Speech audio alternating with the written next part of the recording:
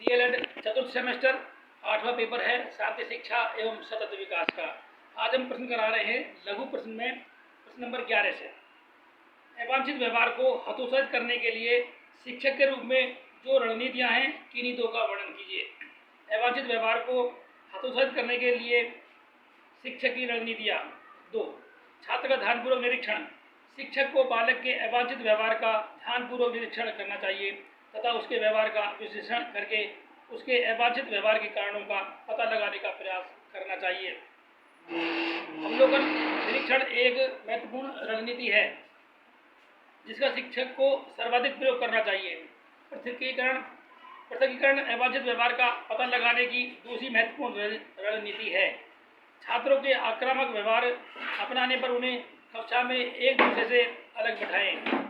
उन सभी बालकों से व्यक्तिगत रूप से वार्ता करें तथा उनके अवांछित व्यवहार को जानने का प्रयास करें।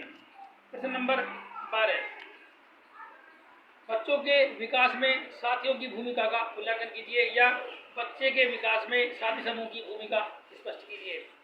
बच्चों के विकास में साथियों की भूमिका निश्चित रूप से होती है। बच्चा साथियों को अपने व्यवहार का आदर्श मानता है। वह उनके द्वारा स्वीकृत वेशभूषा, आचार विचार, बात व्यवहार को अपनाता है।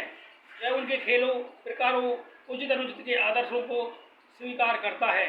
वह समूह के नियमों व आचार संहिता का पालन करते हुए उनके प्रति निष्ठावान रहने का प्रयास करता है। इसलिए वह अपने साथियों की मान्यताओं को अन्य लोगों की मान्यताओं की अपेक्षा अधिक महत्व देता है। खेल कूद आदि प्रतियोगिताओं के माध्यम से वह बालक अपने साथियों के साथ अपने व्यक्तित्व का विकास करता है। इस प्रकार साथियों से क्रियाओं करने से बालक व्यक्तित्व का विकास होता है। साथियों का संबंध बच्चों के विकास, विशेष रूप से सामाजिक विकास की दृष्टि से अत्यधिक महत्वपूर्ण होता है। प्रश्न नंबर 13, धार्मिक विविधता से पूर्ण भारत में धार्मिक सहिष्णुता क्यों आवश्यक है? धर्म मानव जीवन से जुड़े कई कार्यों को पूर्ण करने में सहायता करता है या स्वयं उन्हें पूर्ण करता है। मानव जीवन की जिन जिज्ञासाओं एवं विवशताओं का समाधान विज्ञान व वैज्ञानिक सिद्धांतों के द्वारा पूर्ण नहीं हो पाता, उनका समाधान धर्म के द्वारा किया जाता है। भारतीय धर्म के द्वारा किया जाता है। भारतीय समाज धर्म प्रधान कहा जाता है। धर्म ने मानव के कई रूपों को प्रभावित किया है, जिनमें से प्रमुख हैं। नंबर 1, मानव जीवन का कर्म स्वरूप। नंबर 2, मानव का व्यक्तित्व स्वरूप।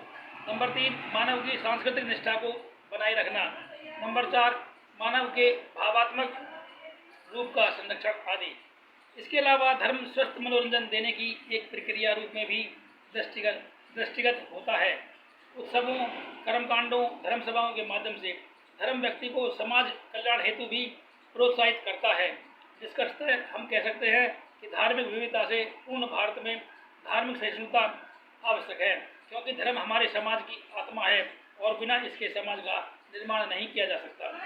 प्रश्न नंबर 14, बच्चों में अच्छी आदतों के निर्माण में परिवार एवं शिक्षक की भूमिका बताइए। परिवार बालक की प्रथम पाठशाला होती है। प्रत्येक बालक की प्रारंभिक आवश्यकताओं की पूर्ति परिवार में ही होती है। बालक की आदतों पर भी परिवार का महत्वपूर्ण प्रभाव पड़ता है। वह सर्वप्रथम उन्हीं आदतों को सीखता या अनुकरण करता है जो परिवार द्वारा उसे सिखाई जाती हैं। यह एक सामाजिक संस्था है। परिवार के कुछ विशेष कार्य होते हैं। बालक की सामान्य शिक्षा हेतु उचित पर्यावरण का निर्माण। नंबर 2, व्यवहारात्मक शिक्षा देना। नंबर 3, अनुशासन की शिक्षा देना। नंबर 4, कर्तव्य निष्ठता की शिक्षा देना। नंबर 5, बच्चे अपने परिवार के सदस्यों का अनुकरण कर समय से उठना, समय से मल विसर्जन करना, शारीरिक सफाई करना, घर की सफाई करना, समय पर भोजन करना, समय पर खेलना कूदना और समय पर निद्रा लेना आदि सीखते हैं। बच्चों की अच्छी आदतों के निर्माण में शिक्षक की महत्वपूर्ण भूमिका होती है। वह बच्चों में अच्छी आदतों को सिखा सकता है, जैसे सुबह उठकर अपने से बड़ों को नमस्कार करना, उनके पैर छूना, शिक्षकों का सम्मान करना, कक्षा में अपनी पढ़ाई पर ध्यान देना, खेलकूद में रुचि रखना आदि। निम्नलिखित में संक्षिप्त टिप्पणी लिखिए। नंबर 1, लोकतंत्र के मूल सिद्धांत। नंबर 2, व्यवहारवाद में उद्दीपन अनुक्रिया संबंध। नंबर 1, लोकतंत्र में मूल सिद्धांत लोकतंत्र के मूल सिद्धांत हैं स्वतंत्रता, इसके अंतर्गत विचार, अभिव्यक्ति, उपासना, धार्मिक मान्यता आदि की व्यक्ति की स्वतंत्रता निहित है। नंबर 2 समानता, इससे तात्पर्य व्यक्ति को बिना मूलवंश, जाति, धर्म, लिंग आदि का भेदभाव किए अवसर की समानता है। नंबर 3 बंधुत्व भावना, राष्ट्र की अखंडता को ध्यान में रखते हुए व्यक्ति की गरिमा एवं व्यक्तित्व की महत्ता का ध्यान तथा सबके बीच बंधुत्व या भ्रातृत्व की भावना का समुचित विकास।